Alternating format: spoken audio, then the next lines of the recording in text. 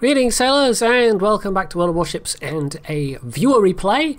This is, I think my name is Jaeger, although it's not really quite spelled like that, but I'm guessing that's what it's supposed to be.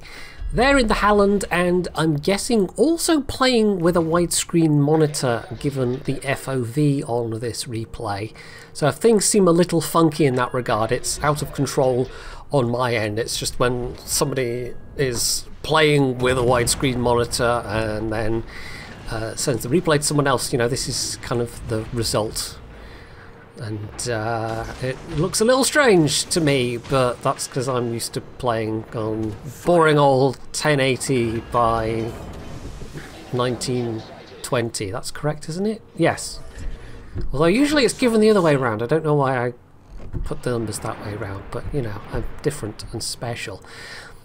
Now Jaeger starts off this game in a slightly awkward fashion, going for the A cap and trying to put themselves in a position where they could turn around, but it's a rather narrow gap, and so they had that slightly awkward interaction with an island there, and also lost a bit of health as a result of being spotted by that Akizuki. But they have driven off the Akizuki, and you can kind of get away with stuff like that more in a destroyer that has a heal. It does give you a lot more longevity, and it does give you a lot more flexibility in terms of being able to sometimes take those riskier maneuvers, as opposed to, well, say the Akizuki, which is slow and doesn't have a heal. So it's kind of no wonder that they bailed in the face of a Halland backed up by allies. So that does mean he's going to get the cap, but he also would still quite like to land torpedoes, so he's once again going to beach himself, more or less, just so he can get the drop angles for his torps. And if you're going to go into an island, you might as well just go into the island and come to the full stop, because if you're trying to slow down in open water, it actually takes longer. It also neatly avoids taking any potential enemy torpedo damage from the Akizuki. And with the cap now in hand, he can either try and press through, or he can do as he is doing, which is come out of this cap and maybe head towards the middle, because the enemy team have got control of the middle, but also the north, putting them at a cap point advantage. And in the short term that doesn't really matter that much, but in the long term it might be a problem. So a couple of hits there on the Massachusetts and a flooding, which is nice. Nothing spectacular damage wise, but of course the beauty of these torpedoes is both that they are fast and that they reload quick. And oh, there's another hit. And did I mention they've got a pretty decent range too? I really do quite like the Halland and this line generally. Also there's a cat meowing at me. That's very well timed, Samuel. Hello. I don't know what you want exactly right now, but I am in the middle of trying to... Yeah, I know, you don't care that I'm in the middle of trying to do anything, I know. Anyway, so more torpedoes away, and yeah, it doesn't look like he's interested in trying to press north here, and maybe keep that Akizuki lit, maybe try and land some torpedoes on those retreating battleships. To be fair though, trying to put torps out against retreating battleships is usually not going to give you any particularly good results. And there are carriers in play as well, so that is also a factor to remember. His own friendly carrier could potentially spot the Akizuki, and they seem more interested in this flank generally at the moment anyway, because there are fewer ships here, therefore a less big blob of AA to deal with. So really, him going to the middle does seem like the more sensible thing to do. I mean, it's maybe the less aggressive way of playing here, but it's also the fact that it's quite a few teammates over here as well, and if you're chasing ahead of your teammates, chasing ahead, that's not really that doesn't really work as a phrase, but if you're running ahead of your teammates like that and they're all going after the same targets you are anyway, it's kind of a little bit of a waste of time. So towards the middle, and this is where we have first contact with the enemy Indomitable, but this also has very, very good AA along with a defensive. I'm not sure using the Def AA was the best idea right at that moment. I tend to save it for when it looks like a carrier is sending planes for me specifically.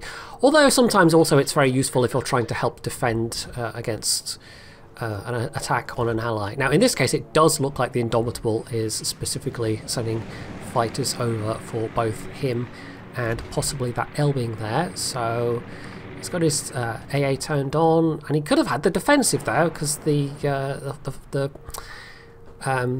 rocket planes, not fighters. Did I say fighters? The rocket planes are the more dangerous target, or more dangerous opponent rather, when you are in a destroyer.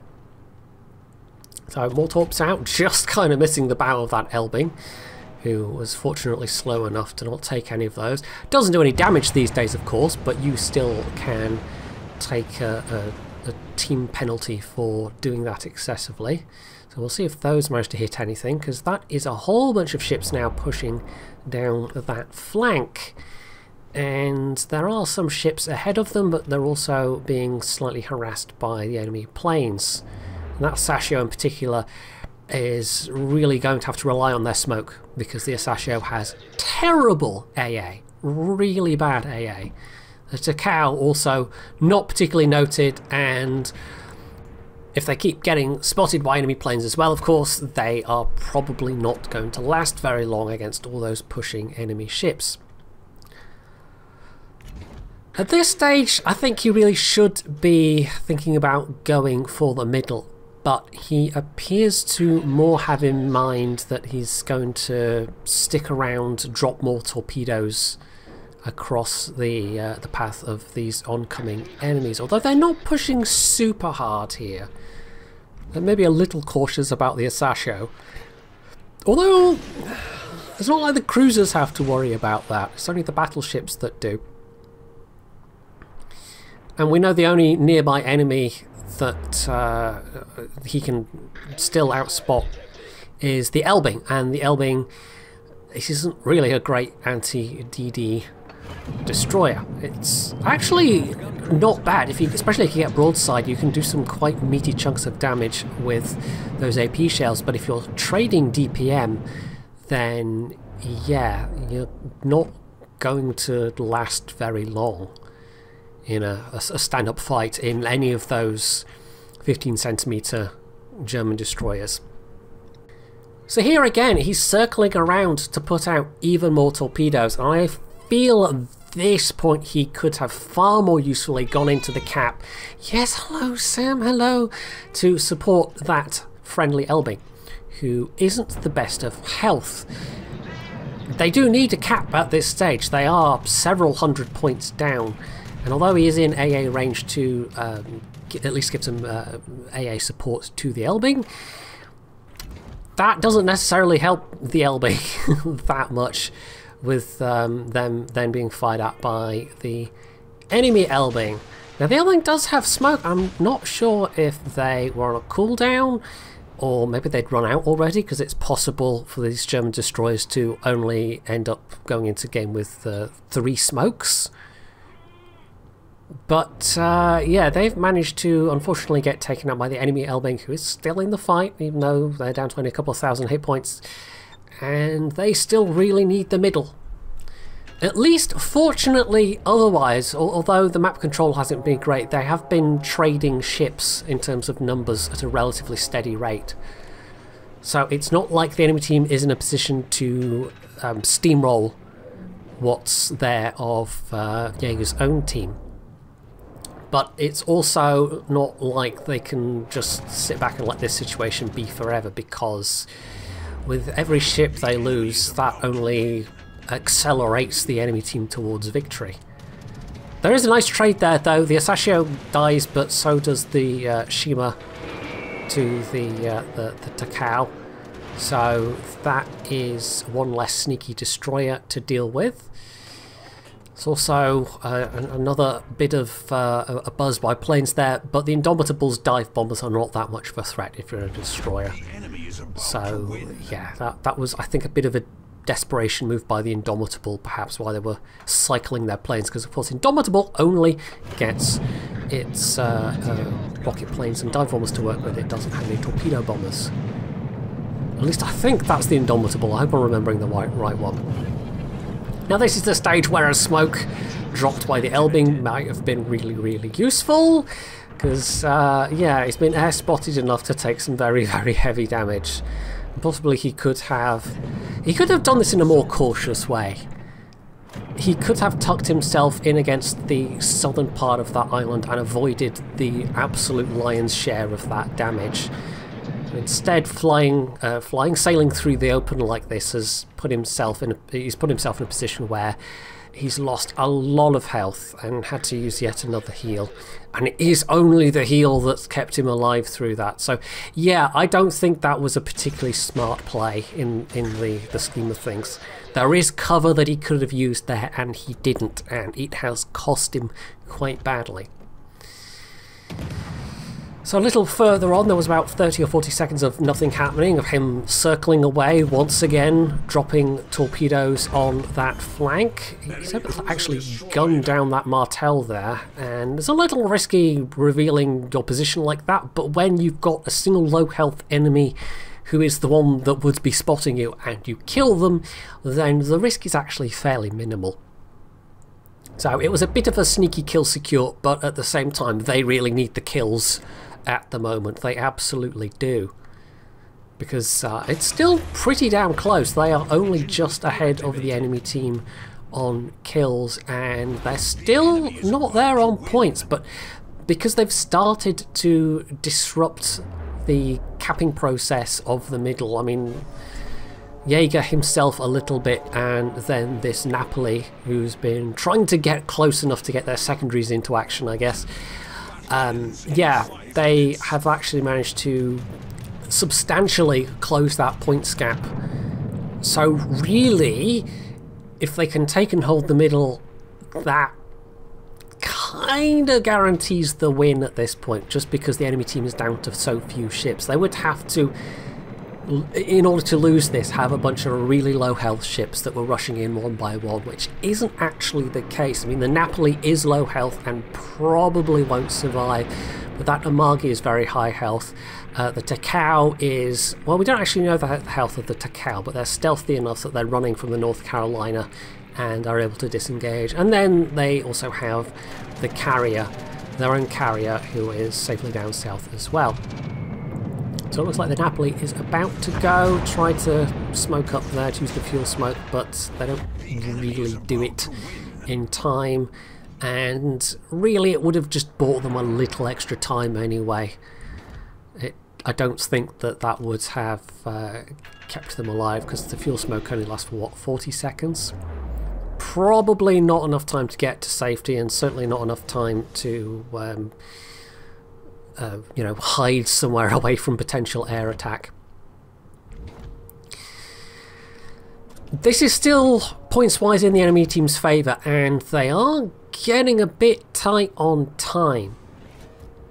Now, because I don't have the victory point timer mod, which I don't know if that's been updated for the current patch yet, I shall have to check if that's back in Aslane's, but yeah, as of when I redid my mods for this, it wasn't obviously at that point available, so I'm unsure whether it's enough time for them to overtake in terms of victory points if nobody else loses any other ships, if it's just a matter of holding on to the cap points that they've got.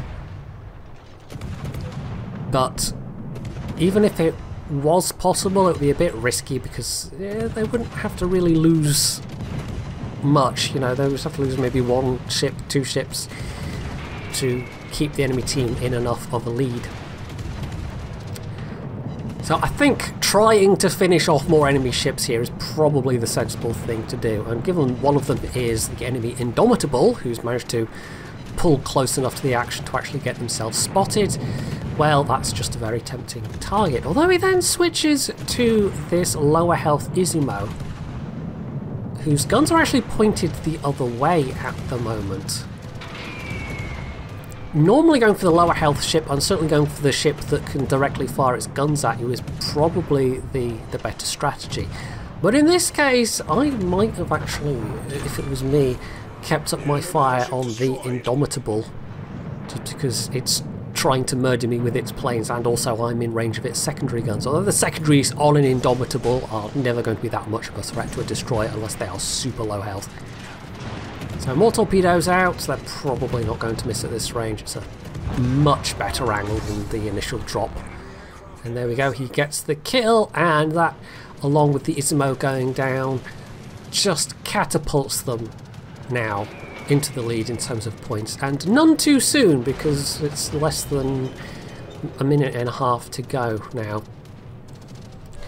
Jaeger himself could certainly have ended this game with a lot more hit points if they had played smarter at one or two moments. But as it is, because of that heal, because of the qualities of the Halland, they've been able to stay in this fight right through to the very end, and have ended up being able to contribute to the win as well. So 3 kills, a pretty respectable 122k damage, a Dreadnought for surviving quite a lot of damage in comparison to these total hit points, and second place on the team. And you can see that the cow that was on that kind of southern flank and kiting away from a bunch of enemies, you know, they obviously did a pretty decent amount of damage. They actually had managed to disengage and survive that entire match. And yeah, 2300, I mean, that's not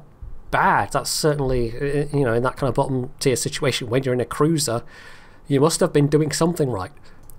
So while that was perhaps a far from perfect match, there were certainly some mistakes made there. Ultimately, Jaeger was doing enough of the right things at the right time to contribute to that being a win, and it ended up being a pretty decent result all around. Anyway, hopefully you have enjoyed this viewer replay, and if you have, you could do all the usual things down underneath the video, and of course, as always, stay tuned for more.